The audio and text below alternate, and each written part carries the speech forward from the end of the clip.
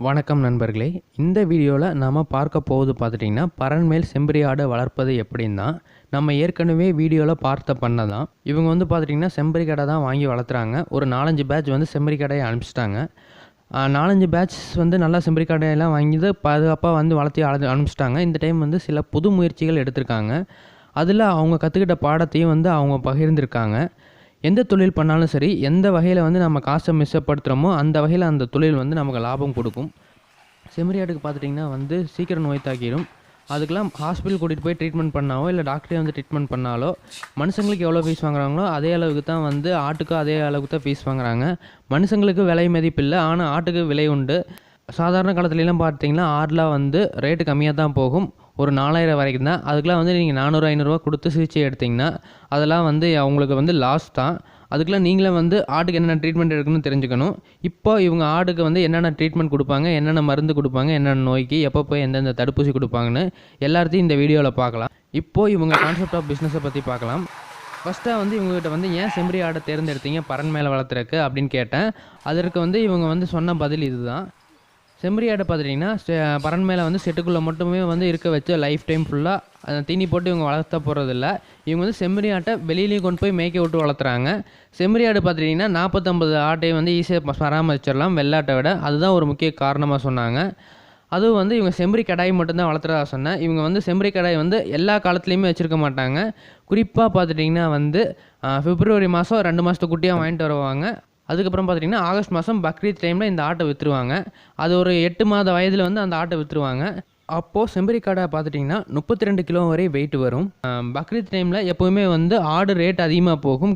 அதுவும் வந்து செம்பரி கடை தான் நல்ல ரேட் போகும். குறைந்தபட்சம் ஒரு ஆடு 10,000 ரூபாய் வரை வந்து நம்ம விற்கலாம். அதனால தான் செம்மறி ஆட்டு கடாயை மட்டும் வளர்த்துறாங்க. 4-5 பேட்ச் வந்து ஆடுகள் வந்து வெளியே போயிடுச்சுன்னு சொன்னேன். ஒரு 2-3 வருஷமாக வந்து இந்த பண்ணை வச்சு வளர்த்திக்கிட்டு இருக்காங்க. அது குறிப்பாக வந்து பார்த்துட்டிங்கன்னா வந்து 4-5 பேட்ச்லேயும் வந்து மேச்சேரி ரக ஆடுகள் தான் அதிகப்படியாக வளர்த்துனாங்க. மேச்சேரி ரக ஆடுகளுக்கு கொம்புகளே கிடையாது. கொம்புகள் வந்து மிகச்சிறியது அளவில் இருக்கும். மேச்சேரி ரகம் கொம்பு சிறுசாக இருக்கிற வரையும் வந்து பார்த்துட்டிங்கன்னா வந்து ஒன்றோட ஒன்று மோதிட்டாலோ ஒன்றோட ஒன்று முட்டிக்கிட்டாலோ காயம் பெருசாக ஏற்படாது. ஆனால் வந்து இப்போ இவங்க வாங்கிட்டு வர பேட்சில் பார்த்துட்டிங்கன்னா கொம்பு பெருசாக இருக்கிற ஆடுகளை தான் வாங்கிட்டு வந்து வளர்த்துறாங்க.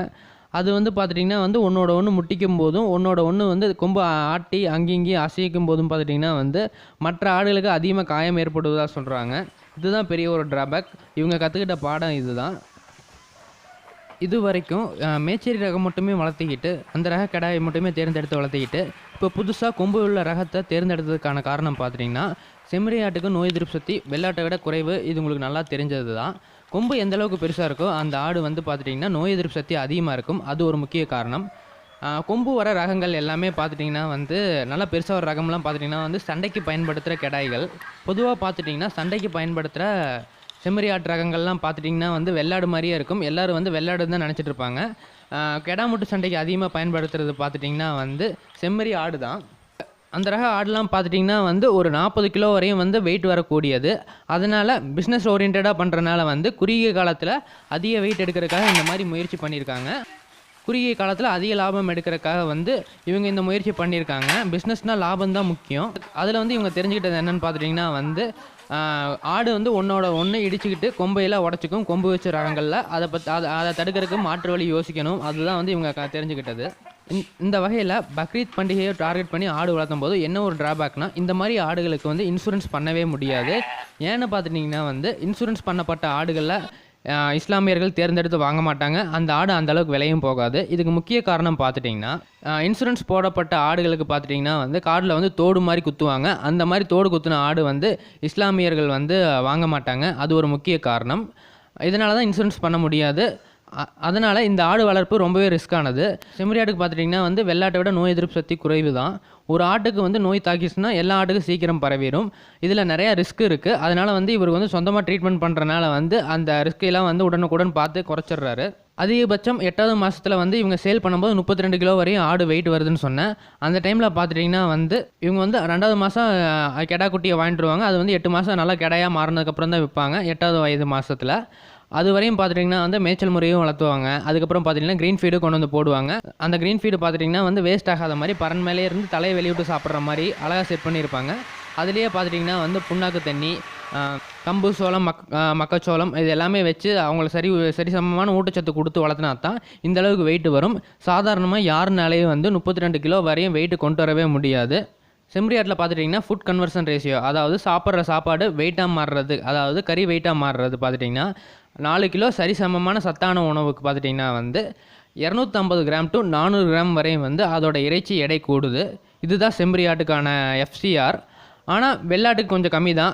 அதிகமாக தீனி சாப்பிட்டாலும் வந்து வெயிட் வந்து ஒரு 200 டு 150 கிராம் தான் வந்து வெயிட்டே வரும். சுறுசுறுப்பாக இருக்கிற ஆடுகள் பார்த்துட்டிங்கன்னா அது வெள்ளாடு தான். ஏன்னு பார்த்துட்டிங்கன்னா அது ஓட்டிகிட்டு போகும்போதே உங்களுக்கு நிறையா மேய்ச்சலில் வந்து அலைச்சல் கொடுக்கும்.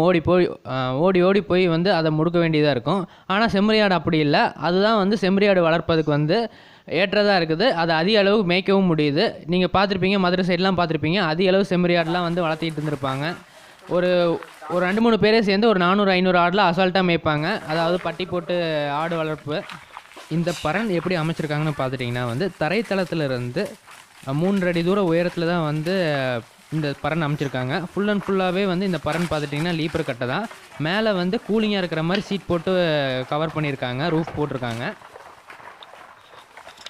இதோட நீளம் பார்த்துட்டிங்கன்னா வந்து 24 அடி, அகலம் பார்த்துட்டிங்கன்னா வந்து 12 அடி. இதில் பார்த்துட்டிங்கன்னா வந்து சுமார் 80 ஆடு வரை வளர்த்த முடியும். ஆனால் இவங்க அந்தளவுக்கு வளர்த்தல. ஆடுகளுக்கு வந்து ஃப்ரீனஸ் நிறையா கொடுத்துருக்காங்க. ஆடு நிற்கிற இடம் பார்த்துட்டிங்கன்னா வந்து 3 அடி ஹைட்டில் தான் இருக்குது தரைத்தளத்துலேருந்து. அதுக்கு வந்து நிற்கிற மாதிரி வந்து லீப்பர் கட்டையில் தான் வந்து போட்டிருக்காங்க. ஆனால் 4-5 பேட்ச் அனுப்பிச்சிட்டாங்க. 2-3 வருஷம் ஆயிடுச்சு இந்த பண்ணை ஆரம்பித்து. இதில் என்ன ஒரு ட்ராபேக்னு பார்த்துட்டிங்கன்னா வந்து இது ஆட்டோட கழிவுகள் வந்து பார்த்துட்டிங்கன்னா பரண் மேலே வந்து கீழே விழுவுற மாதிரி தான் பண்ணியிருப்பாங்க. பரண் மேலே எல்லோரும் ஆடு வளர்த்துறதுக்கு முக்கிய காரணமே பார்த்துட்டிங்கன்னா வந்து புழுக்கையெல்லாம் வந்து சீக்கிரம் கீழே விழுந்துடும். ஆடு வந்து புழுக்க மேலே படுத்துட்டு இருக்க வேண்டிய அவசியம் இல்லை. நாம் வந்து வாரத்துக்கு ஒரு தடவை கூட கீழே விழுந்த புழுக்கையை எடுத்து க்ளீன் பண்ணிக்கலாம். அதுதான் வந்து முக்கிய காரணம். லீப்பர் பட்டை மேலே வந்து நிற்கிற மாதிரி வந்து செட் பண்ணதுனால பார்த்துட்டிங்கன்னா வந்து ஆட்டோட கழிவுகள் பட்டு அந்த லீப்பர் கட்டையில் வந்து சீக்கிரம் இத்து போயிடுது.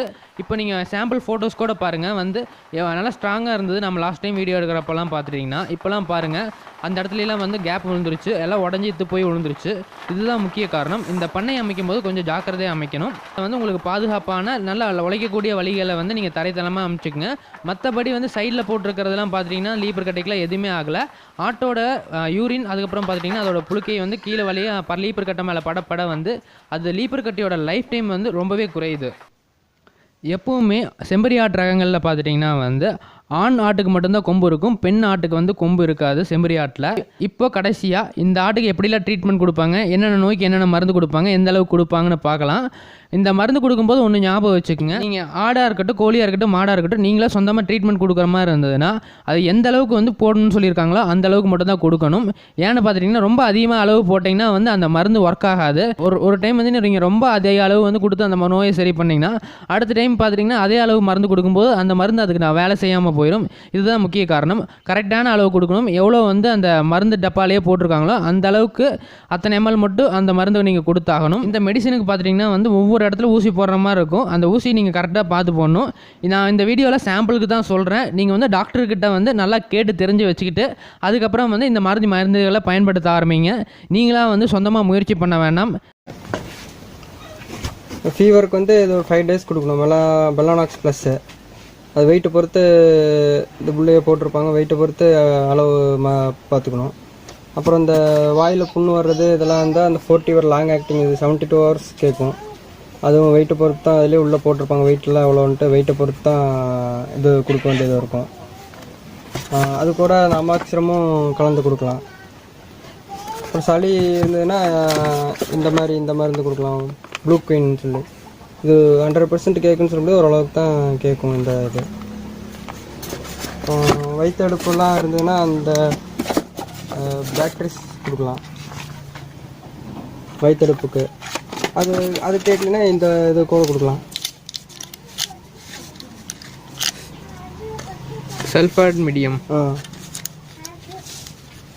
சல்ஃபாமிடின் இது கூட கொடுக்கலாம். அப்புறம் ஆன்டிபயோட்டிக் வந்து இதுக்கு இந்த ஸ்டிக்லின் போலஸ் கொடுக்கலாம்.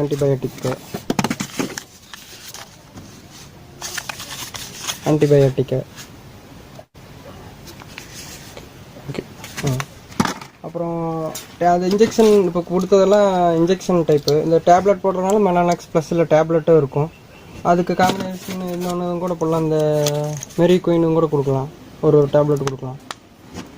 அப்புறம் அஜீரண கோளாறு இருந்தால் இது ஓமோ வாட்ரு, இந்த புரோட்டோசில்லும் கலந்து கொடுக்கலாம். அப்புறம் அசை போடுறதுக்கு வரலைன்ட்டா அசிபஃப்னு ஒரு மருந்து இருக்கும், அது கூட கொடுக்கலாம். இப்போ ஒவ்வொரு இடத்துக்கு ஒவ்வொரு மாதிரி மருந்து கேட்கும், ஒரு ஆட்டுக்கும். இது எல்லாமே வந்து கரெக்டாக கேட்குன்னு சொல்ல முடியாது. நீங்கள் அந்த ஏரியாவில் இருக்க டாக்டர்ஸும் அப்புறம் வளர்த்துறவங்களையும் விசாரித்து எல்லாம் பண்ணிக்கணும். இந்த மருந்து பேர் என்ன? ருமிஷாக். இது அசை போடுறதுக்கு? ஆமாம். ஓகேங்க. இது அசை போடுறது கம்ப்ளைண்ட்டாக இருந்தால் இந்த இது லைட்டாக தண்ணியில் கலந்து கொடுக்கலாம். தண்ணி ஜாஸ்தியாக கொடுக்கக்கூடாது, இது கூட கொடுக்கலாம்.